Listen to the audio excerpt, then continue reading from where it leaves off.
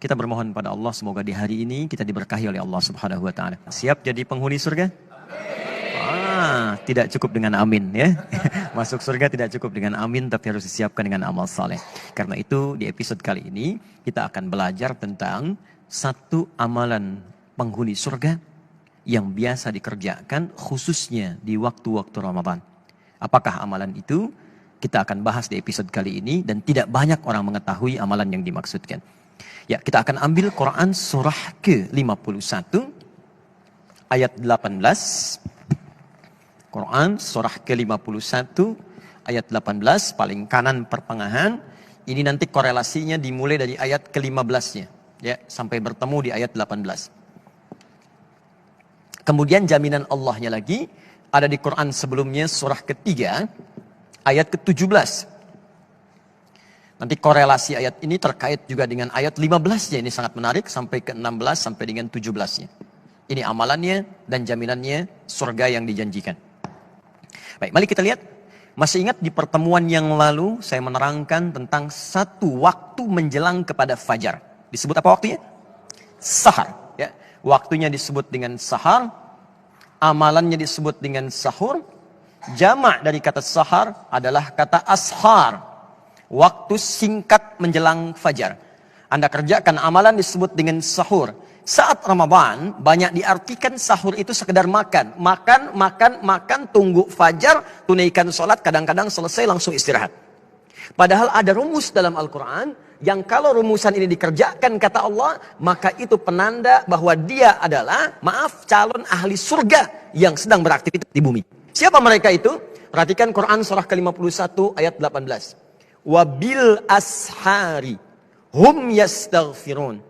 Ada orang-orang penghuni surga itu yang aktivitasnya saat di dunia di waktu sahar. Wabil ashari hum yastaghfirun. Mereka banyak beristighfar kepada Allah Subhanahu wa taala. Istighfar. Siapa mereka ini? Kembalikan ke ayat 15-nya. Innal muttaqina fi jannatin wa uyun. Ada orang-orang takwa yang akan masuk surga, surganya spesial. Jadi orang yang biasa istighfar di waktu sahar itu surganya spesial. Kata Allah, mereka akan tinggal di taman-taman surga. Akhidhina ma atahum rabbuhum. Keunggulan yang kedua, mereka akan langsung mendapatkan kenikmatan surga dari Allah tanpa perantara. Jadi bisa menatap Allah tanpa hijab. Ya, nanti di hari kiamat saat kembali kepada Allah. Nanti ayatnya di Quran surah 75, ayat ke-22 sampai dengan 23. Ya, wujuhun yauma idzin nadhirah. Ada orang yang wajahnya berbinar, gembira sekali. Bukan karena masuk surganya. Ya, bukan karena surganya. Ila rabbiha nadhirah, karena bisa menatap Allah langsung tanpa hijab seketika. Siapa di antara mereka itu? Inilah yang saat di dunia punya kebiasaan istighfar di waktu sahar. Nah, jadi saya ingin simpulkan bahwa dalam bahasan ini, yang pertama, teman-teman, kalau sudah masuk waktu sahur, jangan cuma makan. Makan, selesai. 10 menit, 20 menit, begitu selesai. Duduklah Anda di ruang tengah. Datang bersama keluarga. Lalu istighfar kepada Allah Subhanahu wa taala. Astagfirullah. Ya Allah, saya minta ampun ya Allah.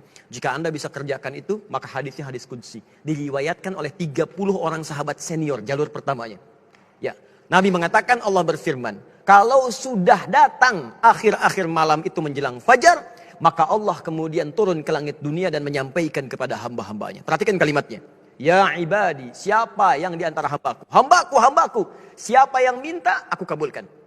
Siapa yang berdoa, aku jawab. Wa man istaghfara liya, dan siapa yang istighfar kepadaku, ghafartu lahu, maka aku ampuni semua dosa-dosanya.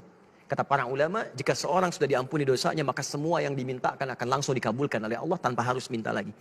Maka para ulama mengatakan pilih yang ketiga untuk istighfar, maka semua akan Allah cukupkan dalam kehidupan kita.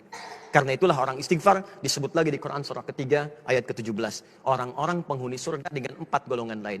As-sabirina, was-sadiqina, wal-qanitina, wal-munfiqina, wal-mustaghfirina bil ashar. Kata Allah, ada 5 golongan yang dapat anugerah di surga dengan dapat keriduan Allah yang paling besar. Orang-orang sabar, orang-orang yang khusyuk dalam salat, orang-orang yang rajin bersedekah, dan orang-orang diantaranya yang senang berinfak, serta orang-orang yang beristighfar di waktu fajar. Maka kalau tak mampu Anda sabar, rajinlah sedekah. Tak mampu bersedekah, maka rajinlah Anda khusyuk dalam salat. Tak mampu khusyuk dalam salat sepenuhnya, maka istighfarlah. Mudah-mudahan dengan itu Anda mendapatkan surga yang dijanjikan, insya Allah.